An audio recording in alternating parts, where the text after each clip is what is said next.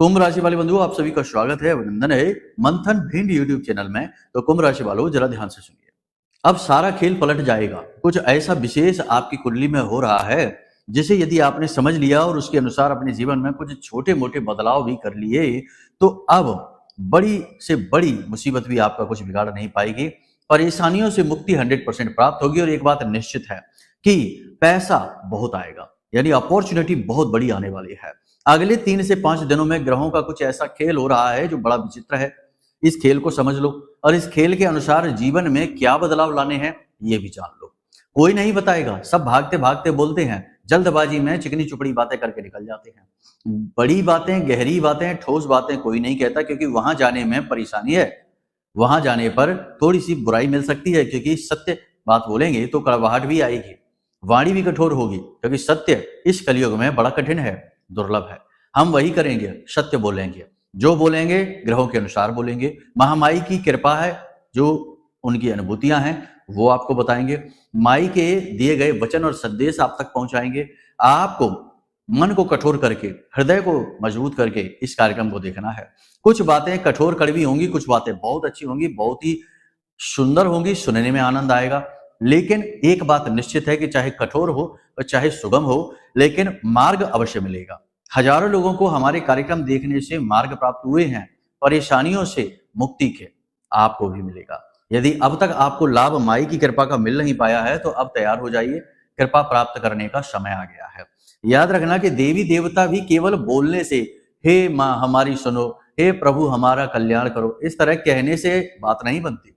2-3 बातें अनुकूल होनी चाहिए। पहला तो भाव प्रगाढ़ होना चाहिए।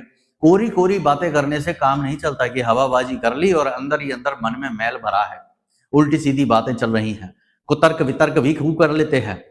वैसे तो भगवान को मानते हैं, लेकिन जब समाज में बैठकर प्रपंच करने का समय आए तो खूब कुतर्क कर लेते हैं। भगवान की भी छीछा लेदर करने में मजा आ जाता है, खूब रस मिलता है इन बातों में।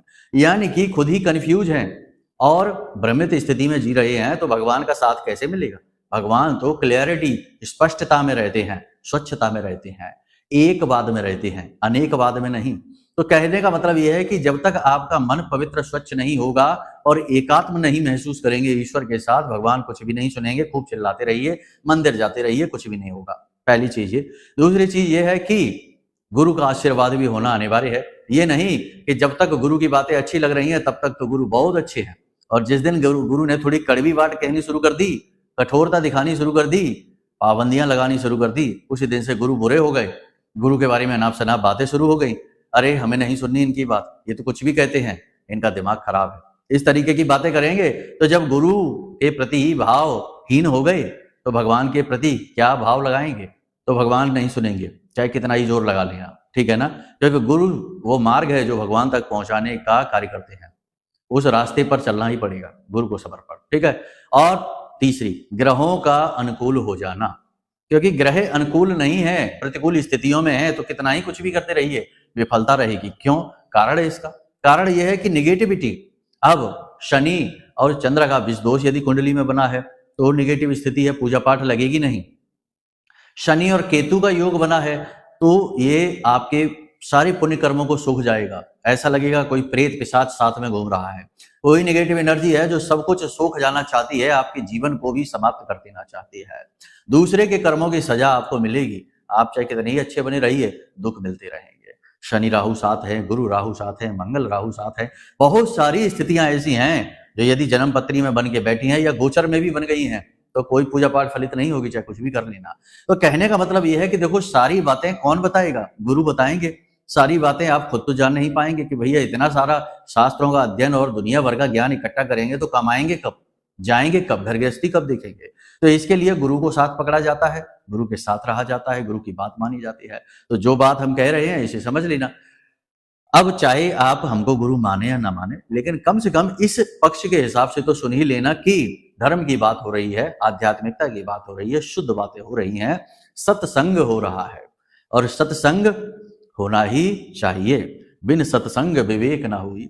जब सत्संग नहीं है तो विवेक कहां से जागेगा? विवेक मतलब कि चेतना की जागृति, उन्नति और धर्म को समझना, जीवन को समझना।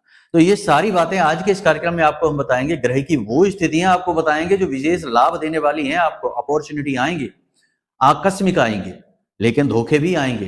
तो ये ग्रह स्थितियां जान लो और कुछ जरूरी उपाय क्रियाएं बताएंगे जिन्हें आज से ही करना प्रारंभ कर दो। अगले 3 से 5 दिनों में बड़ी घटनाएं घटने वाली हैं। बहुत कुछ बदलने वाला है जीवन में, बहुत कुछ अच्छा होने वाला है। यदि लापरवाह रहे तो याद रखना कि अच्छाई के साथ ही बुराई चलती है। ठीक है, दिया तले ही अंधेरा होता है। दिया चारों तरफ प्रकाश फैलाएगा लेकिन उसके नीचे अंधेरा होगा। तो ये मत सोचना कि कोई कहता है कि अच्छा समय आ गया तो अब खुश हो जाएंगे। नहीं, वाह आनंद आएगा। नहीं, अच्छा समय आ गया तो साथ में बुराई भी लेकर आया है। हर अच्छाई के साथ यही रहता है। दुनिया भर की धन दौलत आ गई, आकस्मिक धन दौलत आ गई तो समझो बर्बादी भी आ गई। चरित्र इतना गिरा देती है आकस्मिक आने वाली जो अपॉर्चुनिटी यानी खुशियां हैं, धन दौलत है, कामयाबियां हैं, कि इंसान फिर कभी उठ ही नहीं पाता। तमाम उदाहरण आपने देखे होंगे जो रातों रात करोड़पति बन गए, रातों रात कामयाब हो गए और बाद में उनका नामो निशान ही मिट गया, लोग उनके बारे में भूल ही गए। तो ऐसे क्यों होता है? ऐसे इसीलिए तो होता है क्योंकि धर्म नहीं है उनके पास, समझ नहीं है चीजों की। समझ उत्पन्न होती है तो चीजें धीरे धीरे उपलब्ध होती हैं, लेकिन टिकाऊ होती हैं। आज का यह कार्यक्रम बेहद महत्वपूर्ण है। इस कार्यक्रम में 4 बातें हैं जिन पर हम बात करेंगे। पहला, शुभ ग्रह स्थितियां जो जीवन को बदलने वाली हैं, बड़े बदलाव लाने वाली हैं। दूसरा, आपको अपने जीवन, अपने घर में कुछ विशेष बदलाव करने हैं, तब आप इन ग्रह स्थितियों का लाभ ले पाएंगे। देखो, करना तो पड़ेगा, प्रयास तो करना ही पड़ेगा। भगवान आपके घर आए, कोई मेहमान ही आपके घर आ जाता है तो घर में तैयारियां करते हैं कि नहीं? अरे मेहमान आने वाले हैं, उन्हें चाय किस कप में देंगे, किस थाली में, किस प्लेट में भोजन कराएंगे, किस जगह बिठाएंगे। तो ऐसे ही जब शुभ ग्रहों की पॉजिटिविटी आएगी तो कहते हैं ईश्वर की कृपा आ रही है, आशीर्वाद आ रहा है। तो तैयारियां नहीं करोगे, ऐसे ही मिल जाएगा सब कुछ, तो वो तैयारियां कर लेना। देखो, हमारी बातों को अनर्गल ना लेना, शब्दों को पकड़ना नहीं, भावनाओं को समझना कि हम क्या कहना चाहते हैं। तो तैयारियां क्या करनी है इसके विषय में बताएंगे। कुछ विशेष सावधानियां हैं जो आपको करनी होंगी, इसके विषय में बताएंगे। 5 बड़ी भविष्यवाणियां बताएंगे और इसी के साथ साथ होने वाली 2 बेहद शुभ घटनाओं के बारे में बताएंगे जो लाभ पहुंचाएंगे। और अंत में बताएंगे एक महाशक्तिशाली उपाय जो आपको हर हाल में कामयाब बनाएगा। याद रखना बंधुओं कि गुरु और चंद्रमा का मेल होने जा रहा है और यह बहुत बड़ा योग होता है, धन योग होता है। पैसा आता ही आता, हर हाल में आएगा आपके जीवन में। लिख के रख लो आप ये बात, ठीक है। दूसरा कि वृश्चिक राशि में बड़ा गजब का मेल होने जा रहा है। सूर्य, मंगल, शुक्र और बुध एक साथ वृश्चिक राशि में बैठेंगे। बहुत ही कम समय के लिए बैठेंगे, लेकिन बैठेंगे जरूर और आपके जीवन में अपॉर्चुनिटी, झटके से कामयाबी लेकर आएगा, ठीक है। तो अब क्या करना है, क्या कैसे करना है, सब कुछ बताएंगे। बस कार्यक्रम को अंत तक देख लेना, ठीक है। ठंडे दिमाग से कार्यक्रम को देखना, कुछ समय देना और आप फिर बदलाव भी जीवन में लेकर आना और फिर बात करते हैं कि क्या हुआ, अच्छा हुआ कि नहीं हुआ, ठीक है। तो चलिए बंधुओं, कार्यक्रम को पूरे भाव के साथ शुरू करते हैं। माता रानी का नाम लेते हुए माई के दर्शन करिए। मोबाइल के डिस्प्ले पर माता रानी का दृश्य है, विग्रह है, दर्शन करिए, भाव उत्पन्न करिए, हाथ जोड़कर निवेदन करिए कि हे माँ, हम आपकी शरणागति हैं, हमारी रक्षा करो, हमें बचाओ, हम भटक गए हैं। इस तरह से निवेदन करिए और कमेंट बॉक्स में लिख डालिए, जय माँ भद्रकाली, कृपा करो। महामाई निश्चित तौर पर आपके ऊपर कृपा कर रही हैं, तभी माई आपके जीवन में आ रही हैं, कार्यक्रम के माध्यम से, आपके कहने, लिखने, सुनने के माध्यम से। और यदि आप हमारा कार्यक्रम देखते हैं, रोज प्रतिदिन देखते हैं, तो 100% आप माई के हो ही जाएंगे। माई आपसे पीछा नहीं छुड़ा पाएंगे। हम माई का पैर इतनी जोर से आपको पकड़ाएंगे कि आप चाहे कुछ भी कर लेना, माई कुछ भी कर ले, आपसे पैर नहीं छुड़ा पाएंगे, आपको परम धाम पहुंचा कर ही मानेंगे, ठीक है। साथ ही साथ यह भी लिख देना कि मैं भी माई के परिवार का हिस्सा हूं, माई के परिवार का हिस्सा बन जाइए। जब ये कार्यक्रम देख लेना तो उसके बाद डिस्क्रिप्शन में जाना, वहां एक लिंक है, उस पर क्लिक करना। हमने अपनी माँ के लिए बहुत ही प्यारा सा भजन गाया है पूरे भाव के साथ, जो आपकी चित्त शुद्धि के लिए साबुन जैसा कार्य करेगा, मैल मन के धो डालेगा। इस भजन को बार बार सुनना, मन प्रसन्न हो जाएगा, ठीक है। तो चलिए अब अपने मूल विषय को शुरू करते हैं। बात करते हैं 5 बड़ी भविष्यवाणियों की। तो देखो, जय माई की। बंधुओं, ज्योतिष और तंत्र विद्या के क्षेत्र में आचार्य अमित एक जाना माना नाम है। पूज्य गुरुदेव के साधनाओं और ज्योतिष विद्या के अनुभव बेहद दिव्य है। जी हाँ, पूज्य गुरुदेव ने जिसकी भी कुंडली का विश्लेषण किया और कुंडली के अनुसार उसे सटीक उपाय व महामाई माँ बगलामुखी की विशेष कृपा दी, उसके जीवन में सकारात्मक बदलाव तो आए ही है। फिर चाहे समस्या कितनी ही कठिन क्यों ना हो, समाधान तो अवश्य हुआ है। अब ऐसे में यदि आप भी अपने जीवन की किसी बड़ी समस्या से जूझ रहे हैं, जैसे कि कर्जा बढ़ता ही जा रहा है, काम धंधा और व्यापार सब रुक चुका है, रिश्ते नातों में तनाव हद से ज्यादा बढ़ गया है, पूरा जीवन ही नकारात्मकताओं से भर गया है, तो ऐसे में यही सही समय है जब आप श्रेष्ठ गुरु से मार्गदर्शन प्राप्त करें और जीवन के अंधकार को समाप्त कर दिव्य प्रकाश की ओर कदम बढ़ाएं। वीडियो में दिए गए नंबरों पर तुरंत संपर्क करिए और अपनी कुंडली का विश्लेषण व समाधान पूज्य गुरुदेव के द्वारा करवा लीजिए। देर ना करें, आपके देवी देवताओं के आशीर्वाद से ये मौका खुद चलकर आपके पास आया है, इसे गंवाना नहीं है। अभी फोन करें और गुरुदेव से मार्गदर्शन प्राप्त करें। महामाई आपका कल्याण करें। धन्यवाद। अगले 3 से 5 दिनों में मन में आपके तरह तरह के विचार आएंगे, नए नए विचार आएंगे, तरह तरह की स्थितियां होंगी। कभी आपको कॉन्फिडेंस की कमी महसूस होगी, कभी एकदम से जोश बढ़ा हुआ महसूस होगा, कभी ऊर्जा उच्च स्तर और कभी ऊर्जा निम्न स्तर पर महसूस होगी। यानी कि कभी पॉजिटिव बहुत ज्यादा और कभी बहुत ज्यादा नेगेटिव, कभी डर बहुत लगेगा भविष्य को लेकर और कभी भविष्य को लेकर नई उम्मीदें बधेंगी। तो होगा ये इसलिए क्योंकि अभी चंद्रमा जो है वह विशेष स्थिति में, चंद्रमा यानी आप स्वयं, ठीक है। चंद्र राशि देखते हैं ना आप, चंद्र राशि जानते हैं ना, चंद्र राशि मतलब आप स्वयं हैं। तो अब ऐसी स्थिति में आपको क्या करना है? ऐसी स्थिति में आपको धर्म का साथ लेना है, रोज मंदिर जाना है, भगवान की विशेष पूजा उपासना साधना प्रारंभ कर देनी है। जिस भी स्वरूप में आपका मन लगता है, हनुमान जी हैं तो प्रतिदिन 11 हनुमान चालीसा का पाठ और अंत में बजरंग बाण का पाठ प्रारंभ कर दीजिए। भोले बाबा हैं तो प्रतिदिन 11 पंचाक्षरी मंत्र की माला करना प्रारंभ करिए। 11 मंत्रोच्चारण नहीं, कुछ भी नहीं होता इतने से। 11 माला पंचाक्षरी मंत्र का जाप करिए। छोटा सा मंत्र है, बहुत जल्दी हो जाती है, मुश्किल से आधा घंटा लगेगा, ठीक है। और इसी प्रकार से आपको जिस भी देवी देवता में भाव है उनका कोई विशेष अनुष्ठान उठा लीजिए। ये समय बहुत ही शुभ है, बहुत ही अच्छी घटनाएं लेकर आएगा, लेकिन साथ ही साथ अशुभ भी है। कोई भी बड़ा निर्णय अचानक से न लें, जल्दबाजी में न लें, वरना खतरनाक स्थिति में आप फंस सकते हैं। आपके मन में आध्यात्मिकता का भाव उत्पन्न होगा, मंदिर आप जाएंगे, भगवान के दर्शन करेंगे, लेकिन वहां पर भी पूजा पाठ से मन विचलित हो सकता है कि पूजा पाठ में मन ना लगे। मंदिर पहुंचकर इधर के उधर के ख्याल आपको पूजा से वंचित करेंगे, तो मन को एकाग्र रखना बहुत ज्यादा जरूरी रहेगा। कुछ परेशानियां आपके जीवन में चल रही हैं, जैसे कि पारिवारिक सदस्यों की समस्या, जिम्मेदारियां हैं कुछ बहुत ही महत्वपूर्ण जिन्हें निर्वहन करना है, और कर्जा और पैसे की कमी, ये आपके जीवन की अभी मुख्य समस्याएं चल रही हैं। थोड़ा इन समस्याओं के बारे में सोच सोचकर आपको भय लगेगा, डर लगेगा। जीवन साथी के स्वास्थ्य को लेकर आपको चिंता महसूस होगी, लेकिन कहीं ना कुछ सुधार भी प्रारंभ हो चुका है, तो इस बात से थोड़ा संतोष भी रहेगा।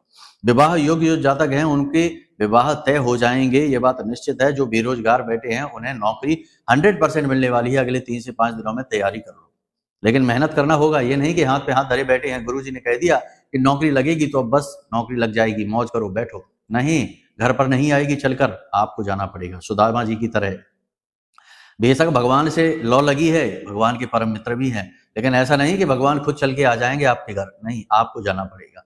एक बार आप जाएंगे, उसके बाद फिर देखिए कि भगवान कैसे आपका साथ देते हैं, ठीक है। कोई भी बड़ा व्यापारिक निर्णय लेने से पहले थोड़ा सा समझ जाएं, जल्दबाजी में निर्णय ना लें। निर्णय लेने से पहले अनुमति भगवान से अवश्य लें। देखो, कोई भी कार्य यदि आप करते हैं और उस कार्य को भगवान को समर्पित कर देते हैं तो वह अकर्म की स्थिति में चला जाता है, ठीक है ना। कर्म, अकर्म और विकर्म 3 परिस्थितियां होती हैं हमारे कार्य करने की। कर्म तो वो है कि जो हम दिन रात कर ही रहे हैं, तरह तरह के काम कर रहे हैं, और विकर्म वह है कि जो दुष्कर्म हो रहे हैं, उल्टे सीधे कर्म हो रहे हैं, नकारात्मकता को बढ़ावा देते हैं। और अकर्म यानी कि कर्म किया ही नहीं और कर्म भी हो गया, वह तब होता है जब हम भगवान को समर्पित कर देते हैं अपने हर एक कर्म को। हम भोजन कर रहे हैं तो भगवान से कहते हैं कि हे भगवान, हम भोजन कर रहे हैं और आपका प्रसाद समझकर ग्रहण कर रहे हैं। भोजन का किया हुआ कर्म समाप्त हो जाता है। दुकान पर जा रहे हैं, नौकरी पर जा रहे हैं, वहां पर भी ये कहें कि भगवान हम नौकरी पर जा रहे हैं, ड्यूटी जा रहे हैं, दुकान जा रहे हैं, आप जो भी देंगे, जैसा भी देंगे, आपका प्रसाद समझकर ग्रहण कर लेंगे। और यह आज का हमारा जो कर्म है आपको समर्पित है, आपके चरणों में समर्पित है। इतना करेंगे जब आप, तो आपका वह जो कर्म है, वहां पर आपने जो थोड़ा बहुत ठगी कर ली, झूठ बोल दिया, चोरी कर ली, कुछ भी, क्योंकि देखो भौतिक जीवन में, संसार में सब कुछ करना पड़ता है, सब कुछ होता ही है, कोई भी इतना दूध का धुला नहीं है। हर इंसान कहीं ना कहीं थोड़ी बहुत अपने अंदर कमी लेकर बैठा ही है, ठीक है। तो इससे बचे कैसे? क्योंकि इस तरह तो फिर हर एक कर्म का हिसाब करना पड़ेगा, तो कभी मुक्ति ही नहीं होगी। तो फिर यही तो एक पद्धति होती है जिसमें मन में वैराग्य धारण कर लिया जाता है। मन में एक ही लौ लगाई जाती है, प्रभु की लौ, ईश्वर की लौ, अपने आराध्य, अपने इष्ट की लौ, और हर चीज उन्हें समर्पित कर दी जाती है। तो भगवान श्री कृष्ण गीता में कहते हैं कि हे अर्जुन, तू हर एक कर्म को मुझे समर्पित कर दे। अपने द्वारा किए गए हर एक कर्म को जब तू मुझे समर्पित कर देगा, तो मेरे द्वारा दिए गए फल को प्रसाद रूप में ग्रहण कर लेगा, तो तेरा हर एक कर्म अकर्म की स्थिति में चला जाएगा, उसका कोई फल तुझे भोगना नहीं पड़ेगा। तो यही तो स्थिति हम आपसे कहते हैं। तो जो भी कार्य करें, बड़ा निर्णय लें, व्यापार में कोई भी निर्णय लें, बदलाव करें, उसे भगवान को समर्पित करें और भगवान से अनुमति अवश्य लें, मंदिर जाकर, ठीक है, भाव के साथ। देखो, भगवान से नाता जोड़ना है, केवल मांगना नहीं है। देखते हैं हम अक्सर मंदिरों में जाते हैं तो देखते हैं कि लोग हमेशा मंदिरों में मांगने में लगे हुए हैं। बाहर भिखारी बैठे हैं फटे पुराने कपड़े पहनकर, और मंदिर के अंदर अच्छे अच्छे नए कपड़े पहने हुए, बढ़िया नहाए धोए स्वच्छ साफ सुथरे भिखारी हैं। दोनों ही भिखारी हैं, यहाँ भी और वहां भी। अब भगवान कंफ्यूज हैं, किसको दें? एक की दशा बहुत खराब है, एक की दशा अच्छी है, लेकिन वो निवेदन बहुत ज्यादा कर रहा है। तो भगवान को कंफ्यूज ना करो, भिखारी ना बनो। भगवान से कहो, भगवान आप हमारे साथ रहो। कर तो हम सब कुछ लेंगे, हम में अपना बल बहुत है, कर हम बहुत कुछ लेंगे। आपने हमें बहुत गुणी बनाया, बहुत ऊर्जावान बनाया, बहुत कुछ दिया है। बस एक चीज है, आप हमें अपना साथ दे दो। जैसे अर्जुन ने कहा कि प्रभु आप हमारे साथ रहो, बस। आपकी सेना नहीं चाहिए हमको, कोई नारायणी सेना नहीं चाहिए हमको, कोई आपका शस्त्र नहीं चाहिए, कोई आपका वरदान नहीं चाहिए, कोई आशीर्वाद नहीं चाहिए, बस आपका साथ चाहिए। तो ऐसे ही अर्जुन की भांति बुद्धिमानी पूर्ण निर्णय लो, भगवान का साथ मांगो, ठीक है। तो ये स्थितियां इसीलिए बताते हैं हम, क्योंकि लोगों के अंदर ये कमियां हैं। लोग भगवान को भी इंसान की तरह ट्रीट करते हैं और भगवान से मांगते हैं, भगवान हमें दे दो, भगवान हमें। भगवान किसी को कुछ नहीं देते, आपका कर्म आपको देता है, ठीक है। तो ये बातें कड़वी हैं लेकिन सच है। अब सुनो, अगले 2 से 3 दिनों में विशेष स्थिति होने वाली है। क्या है वो विशेष स्थिति? देखो ध्यान से सुनो। सबसे पहले गुरु का राशि परिवर्तन होने वाला है। गुरु का राशि परिवर्तन होगा और उसके एक दिन बाद चंद्रमा गुरु के साथ आ जाएंगे। गज केसरी योग बनाएंगे, लेकिन राहु की दृष्टि रहेगी। पैसा आपके जीवन में 100% आएगा अगले 3 से 5 दिनों में, याद रखना 100% आएगा।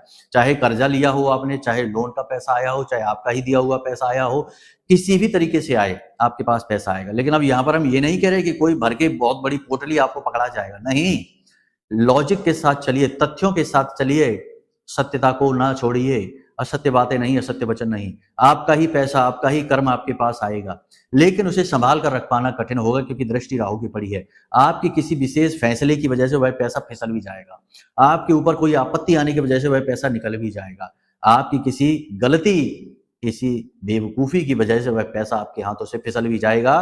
तो थोड़ा सा निर्णय डिले कर देना, कुछ भी करने से पहले पैसा आए उसे होल्ड कर देना, रख देना, संभाल कर रखना और उसे भूल जाना। उसके बाद कुछ समय यानी 5 से 7 दिन टालने के बाद फिर निर्णय लेने की स्थिति में आना।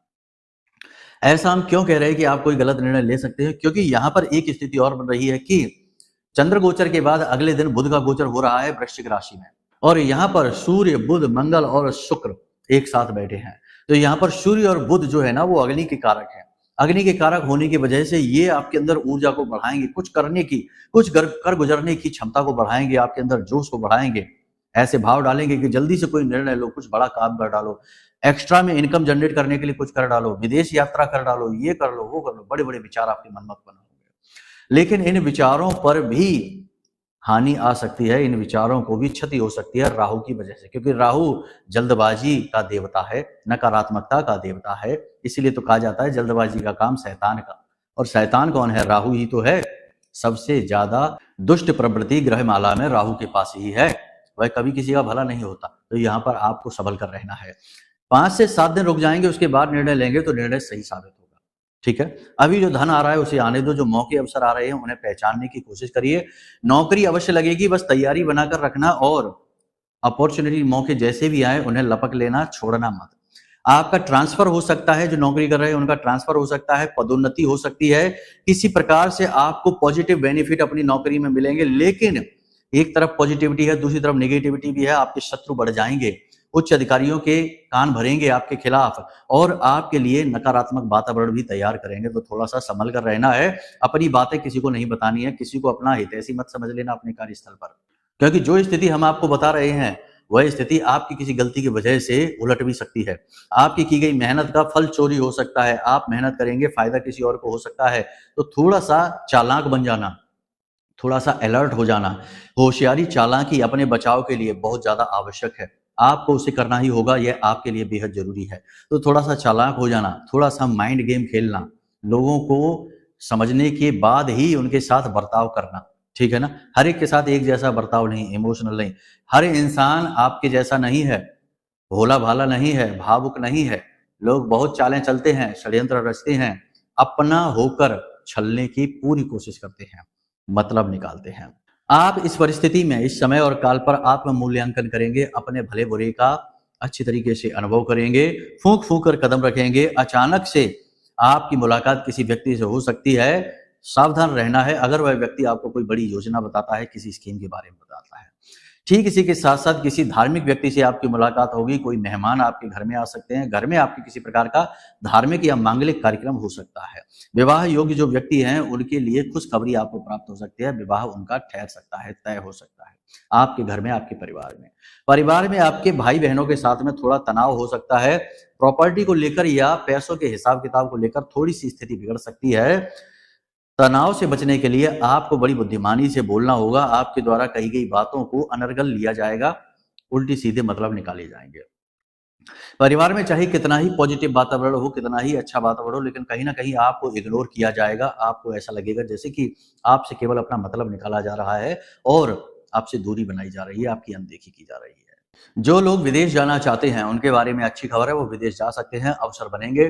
लेकिन विदेश जाने से पहले, कोई बड़ा कार्य करने से पहले अपनी कुंडली जरूर दिखा लो, क्योंकि होता यह है कि कई बार आपकी कुंडली सपोर्ट नहीं कर रही और आप उस कार्य को कर डालते हैं और बाद में बहुत लॉस हो जाता है। खूब दिमाग लगाने के बाद, पैसा लगाने के बाद, सारे संसाधन लगाने के बाद भी लॉस हो जाता है। अब आप खुद सोचोगे, क्या कोई ऐसा व्यक्ति है जो ये सोचकर काम करता है कि हम बहुत सारा लॉस उठाएंगे, कर्जा हो जाएगा हमारे ऊपर और हमारी जिंदगी बर्बाद हो जाएगी? ये सोचकर तो कोई कार्य करता नहीं। तब भी ऐसा होता है।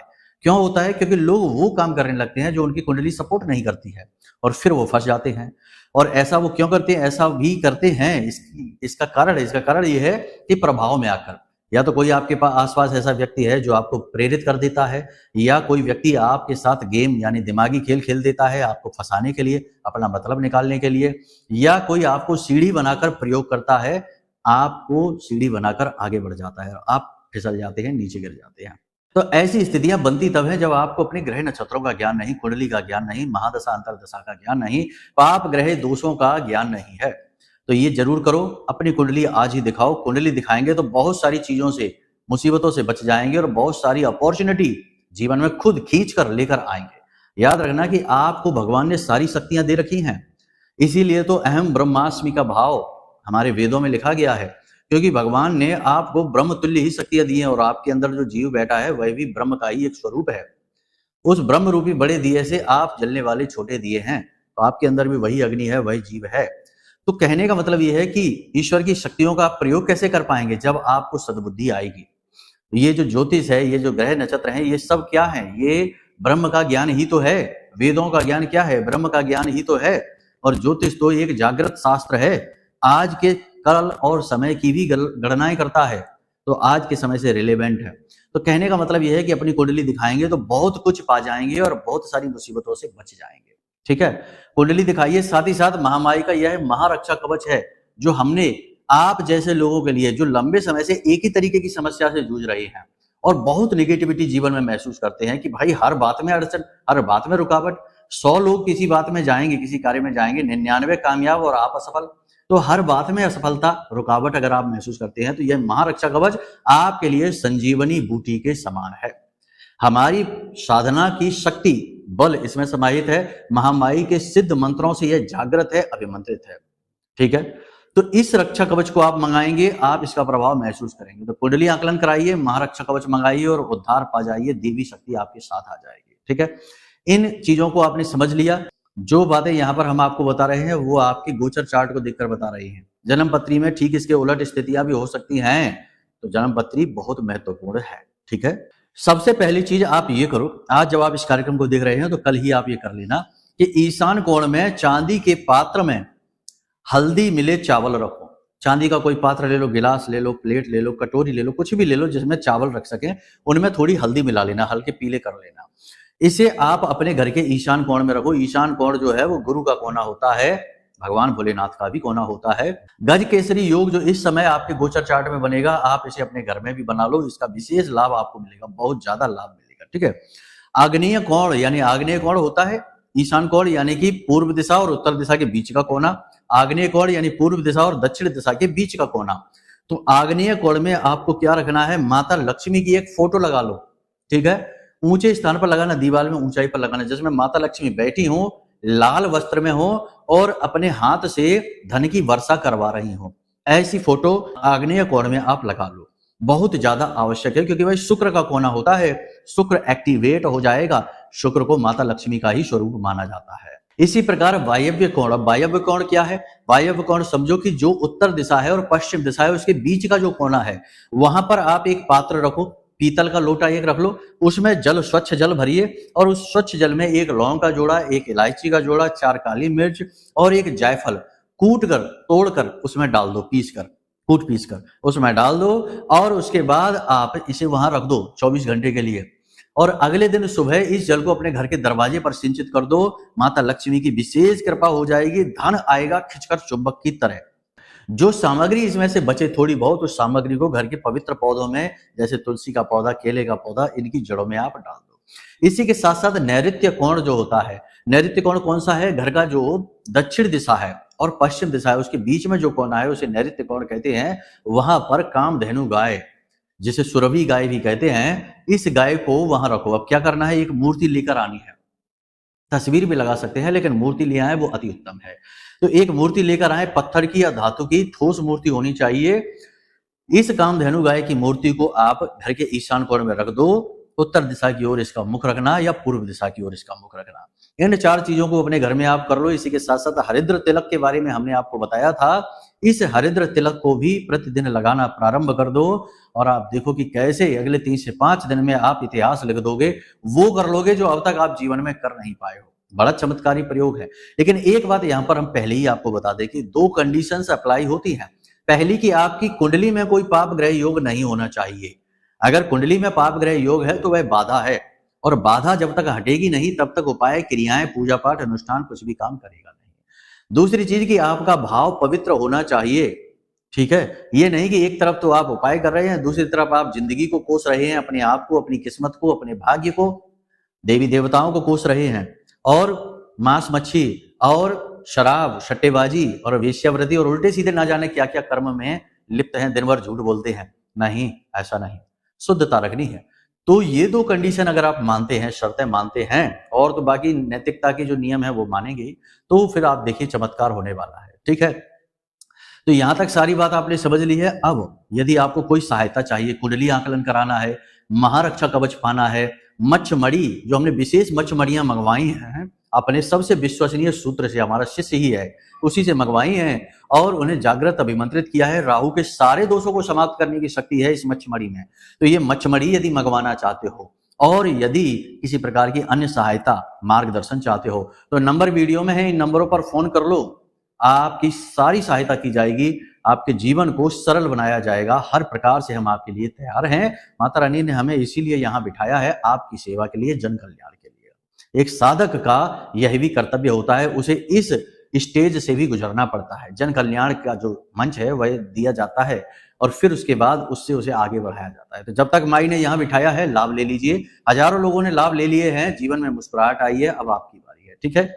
कुछ भी यहाँ बेचने की कोशिश नहीं है, कोई भी यहाँ पर हम प्रचार नहीं कर रहे हैं। अगर आपके मन में ऐसे विचार आ चुके हैं तो कुछ भी ना करना, फोन भी ना करना, कोई जरूरत नहीं है। पहले चित्त को शुद्ध करिए, 2-4 जन्म और लीजिए, उसके बाद आप धर्म को, गुरु को, वाणी को समझ पाएंगे। फिर अगर माई ने आपका हमारा सामना कराया तो मार्गदर्शन ले लेना, कोई बात नहीं, ठीक है। तो चलिए बंधु, आज के कार्यक्रम को यहीं विराम देते हैं। हमेशा पॉजिटिव रहिए, अपने आप को देखिए भगवान ने आपको क्या क्या दिया है। भगवान को हमेशा आभार व्यक्त करिए, धन्यवाद जरूर दीजिए जो भी कुछ आपको मिला है। कम से कम स्वस्थ शरीर तो मिला है इसी के लिए, ठीक है। अब दूसरा कि अपने भाव को जितना हो सके उतना पवित्र रखिए। दुनिया भर की निगेटिविटी से, गंदगी से अपने चित्त को बचा कर रखिए, ये आपकी जिम्मेदारी है। लोग तो आएंगे, इन्फेक्ट करेंगे आपको, लेकिन आपको बचना है, ठीक है।